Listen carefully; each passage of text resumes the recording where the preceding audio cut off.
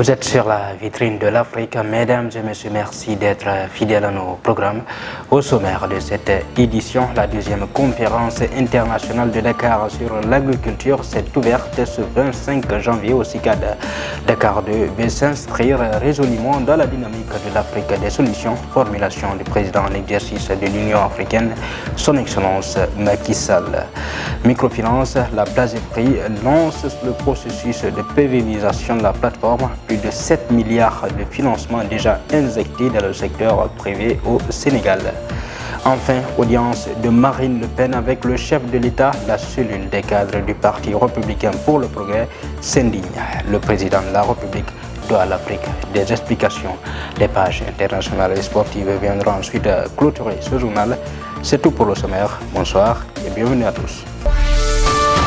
Dans son allocution d'ouverture de la deuxième conférence internationale de Dakar sur l'agriculture, le président de la République et par ailleurs président en exercice de l'Union africaine, son Excellence Macky Sall, s'est voulu optimiste et a invité ses pairs à rallier le sommet de l'émergence. Dakar 2, dira-t-il, veut s'inscrire dans la dynamique de l'Afrique des solutions, son Excellence Macky Sall. Il y a le chemin de l'Afrique des problèmes, qui nous maintient dans le statu quo d'une agriculture qui continuera de nous exposer à la précarité alimentaire, très dépendante des aléas climatiques. Mais il y a par ailleurs le chemin de l'Afrique des solutions, qui nous met dans la perspective d'une agriculture moderne et nous conduit au-delà de la résilience vers la souveraineté alimentaire.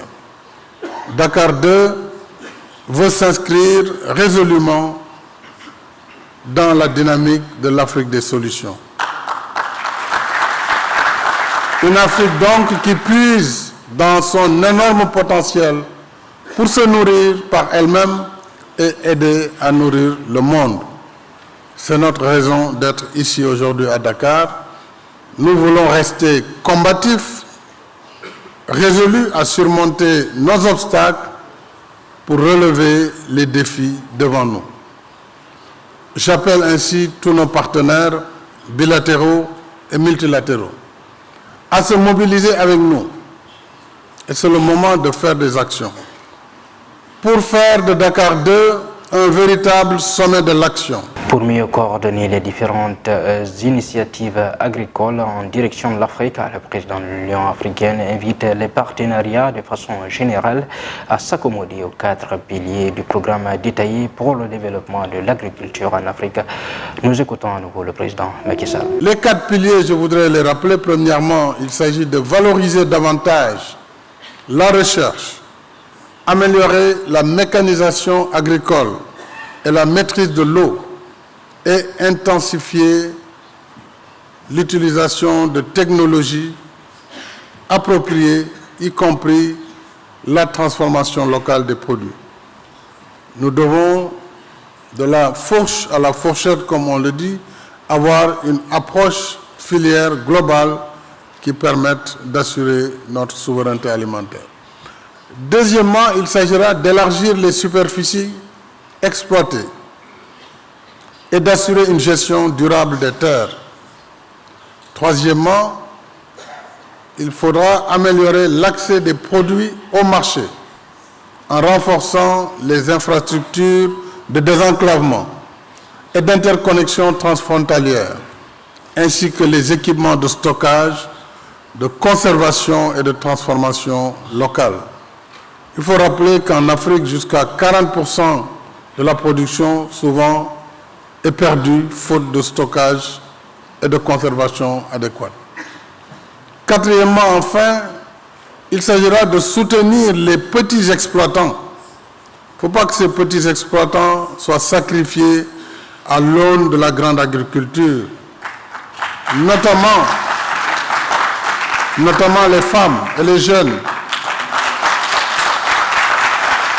par un encadrement et un financement adapté à leurs besoins. L'Office certifiant des phosphates a réitéré son engagement à consacrer à l'Afrique 4 millions de tonnes d'engrais en 2023, une décision de l'organisation marocaine intervenue lors du sommet Dakar de nourrir l'Afrique. Ainsi, cet engagement va fortement contribuer aux vœux des dirigeants du continent à relever le défi de la souveraineté alimentaire. Semaine nationale Femmes Sida 2023, la Maison de la Culture du Tasek a abrité ce 25 janvier la cérémonie de lancement officiel. D'après le Conseil national de lutte contre le sida, sur près de 4000 enfants vivant avec la maladie et le VIH-Sida, donc seuls 1446 reçoivent le traitement.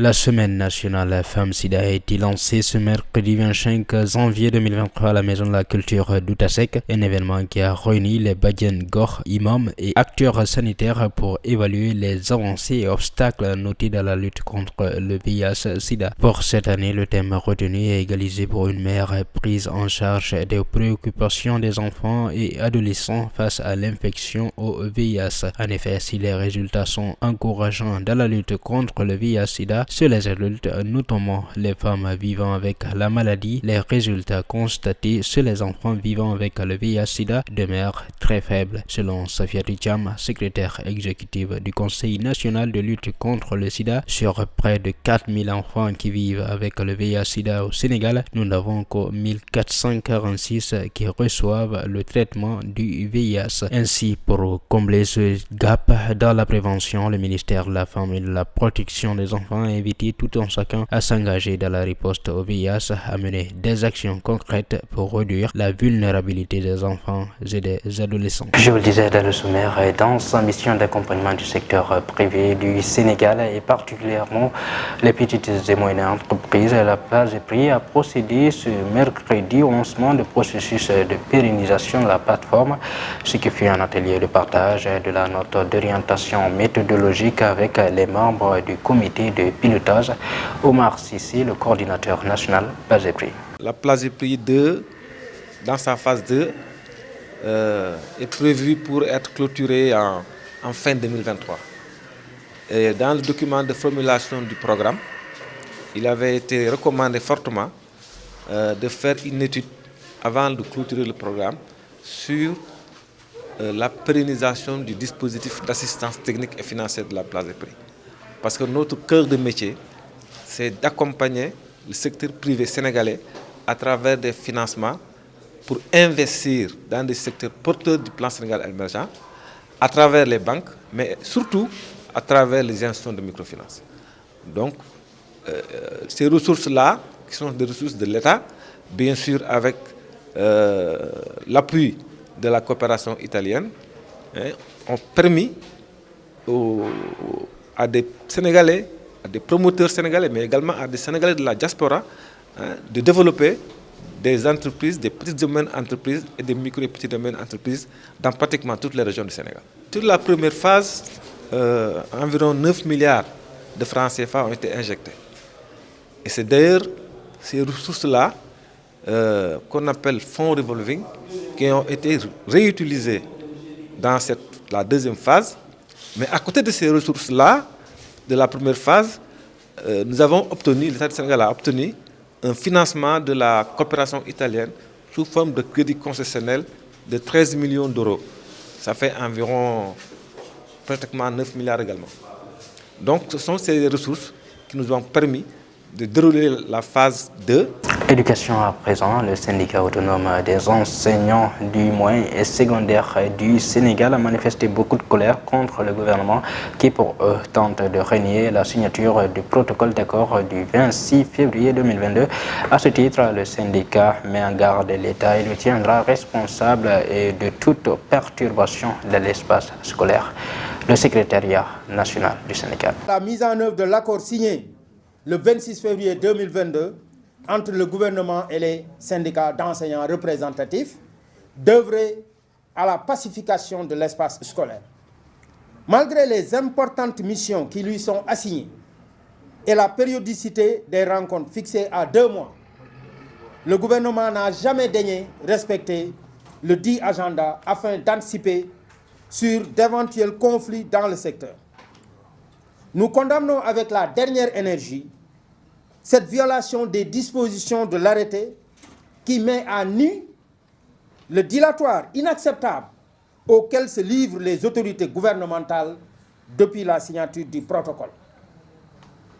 Conscient du rôle prépondérant que doit jouer ce comité pour la stabilité de l'école, le SAEMS a exigé en vain sa convocation pour diligenter la matérialisation des accords et lever toute équivoque entre acteurs pouvant être source de conflit.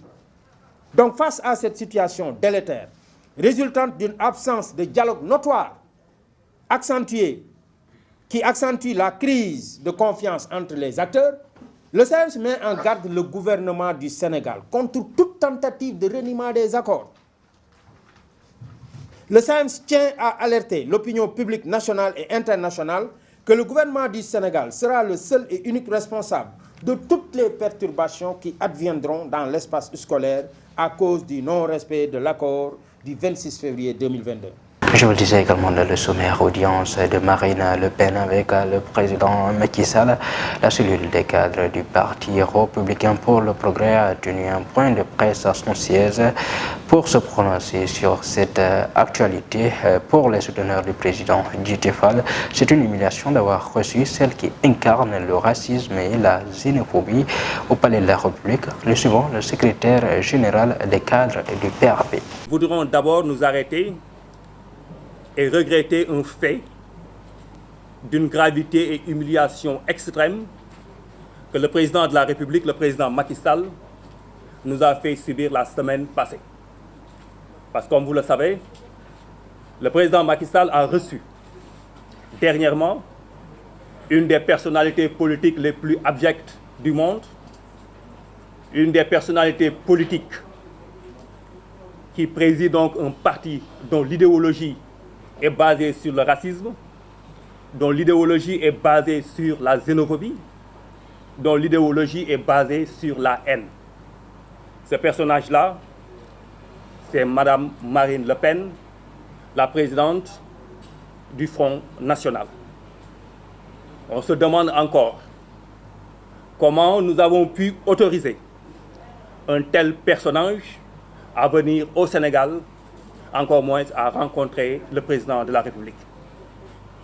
C'est vrai, le président Macky Sall nous a habitués à recevoir des gens, des personnes qui sont aux antipodes des valeurs sénégalaises, mais cette fois-ci, recevoir un personnage qui est aux antipodes des valeurs humanistes est une véritable honte pour le Sénégal et pour les Sénégalais et pour tous les Africains. C'est pourquoi à cet instant, nous avons une pensée. Nous avons une pensée à tous les Sénégalais, à tous les Africains qui vivent en France et qui subissent le racisme, qui subissent la xénophobie du simple fait donc de l'idéologie prônée par le Front National et incarnée par Marine Le Pen. À présent, place à l'actualité internationale au Cameroun. Après la disparition de Martinez Zogo, la mobilisation des journalistes ne faiblit pas. En Afrique du Sud, les délestages minent la population qui manifeste à Johannesburg. Enfin, attaque massive de missiles sur Kiev et 2 sites énergétiques près d'Odessa. Au Cameroun, les journalistes sont toujours autant mobilisés pour pousser les autorités à faire la lumière sur les circonstances de la disparition brutale de Martinez Zogo. Les présentateurs télé étaient tous vêtus de noir, un signe de deuil hier à l'antenne. Une action parmi tant d'autres qui vise à terme la constitution d'une commission d'enquête indépendante sur l'assassinat du journaliste à l'initiative du SNJC, le principal syndicat des journalistes du Cameroun. La journée du mercredi 25 janvier a été décrétée journée nationale dans les rédactions du pays. Marion Auban, la présidente de ce syndicat, en explique les motivations. Nous avons observé une journée de deuil national. Tous les médias étaient en noir. Les hommes et femmes des médias portant le deuil parce que l'un des nôtres est décédé de la façon la plus cynique, sauvage, inhumaine, odieuse qu'il soit alors qu'il était dans l'exercice de son métier. En Afrique du Sud, le principal parti d'opposition l'opposition à l'Alliance démocratique de tendance centre-droite a rassemblé des milliers de personnes pour protester dans les rues de Johannesburg et du Cap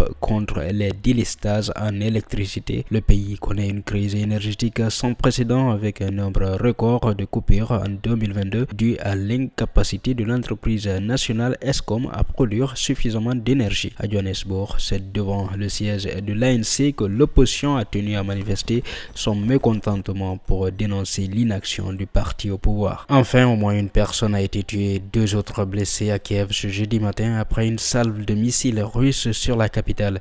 2 sites énergétiques essentiellement de la région d'Odessa ont également été endommagés par des tirs de missiles. Une attaque de missiles a eu lieu ce jeudi contre l'Ukraine. 6 Tu-95 ont décollé de la région de Mourmansk et lancé des missiles, a indiqué Louregnat, le porte-parole de l'armée de l'air ukrainienne à la télévision. Un bâtiment non résidentiel a été touché dans le quartier Holuzevski de Kiev ce jeudi matin, tuant une personne et en blessant 2 autres, a rapporté le maire de Kiev, Vitaly Klitschko. Selon l'administration militaire de la capitale, un fragment de missile est tombé sur le quartier et a tué un homme de 55 ans. Vitaly Klitschko a aussi déclaré que des explosions avaient eu lieu dans le quartier de Dnipro sur le navire gauche de Kiev. Maintenant, place à l'actualité sportive et Coupe d'Afrique des Nations des moins de 17 ans pour démarrer. La date et le lieu du tirage au sort sont dévoilés. Bournemouth, le transfert de l'international sénégalais Nicolas Jackson est bloqué à la visite médicale. Enfin, c'est officiel, Joseph Lopi rejoint Nîmes Olympique. La Confédération africaine de football a annoncé la date du tirage au sort de l'édition 2023 de la Coupe d'Afrique des Nations réservée aux joueurs de moins de 17 ans qui aura lieu le 29 avril au 19 mai 2023 en Algérie. La cérémonie se tiendra le mercredi 1er février au Cercle national de l'armée à Alger en Algérie à partir de 12h heure locale. 11h GMT sera retransmise en direct sur les plateformes numériques de la Confédération africaine de football et les chaînes de télévision partenaires. Et puis Nicolas Jackson n'a pas encore réussi sa visite médicale et son transfert à Bournemouth est mis en stand-by. Pour assister à un incroyable retournement de situation dans le transfert de Nicolas Jackson de Villarreal à Bournemouth, alors que tout s'était accordé entre le club anglais, son homologue espagnol et le joueur, une signature pourrait ne pas avoir lieu ou prendre beaucoup de retard et les conditions pourraient changer. En effet, les tests et la visite médicale ont révélé des possibles lésions aux ischios et des soucis à la hanche pour l'international sénégalais, ce qui a ralenti l'officialisation. Ce jeudi sera clé dans le dénouement de son départ pour Bournemouth. À noter qu'en raison d'une blessure, justement, Nicolas Jackson n'avait plus joué avec Villarreal depuis le 3 janvier dernier. Enfin, un nouveau challenge en Ligue 2 pour Joseph Lopi Play. Clermont Foot, Orléans et Sochaux, l'international sénégalais, portera désormais les couleurs de Nîmes Olympique et tentera de sauver le club de la relégation. En manque de temps de jeu dans le double cette saison, blessure pendant la préparation estivale puis 0 minutes en championnat depuis son retour, le milieu de terrain va apporter son expérience au groupe de Fred Bompard, lanterne rose. Un défi de taille pour le joueur de 30 ans qui s'est engagé jusqu'en fin de saison avec les Crocos. Joseph Lopi compte 178 matchs de Ligue 2, 41 matchs en Ligue 1. Le joueur a également été champion d'Afrique avec le Sénégal en 2022. Mesdames et messieurs, aimables téléspectateurs de la Info Africa TV, voilà qui met fin à cette édition d'information. Tout le plaisir a été pour moi de vous servir. Restez en compagnie des programmes de la plus panafricaine des télé.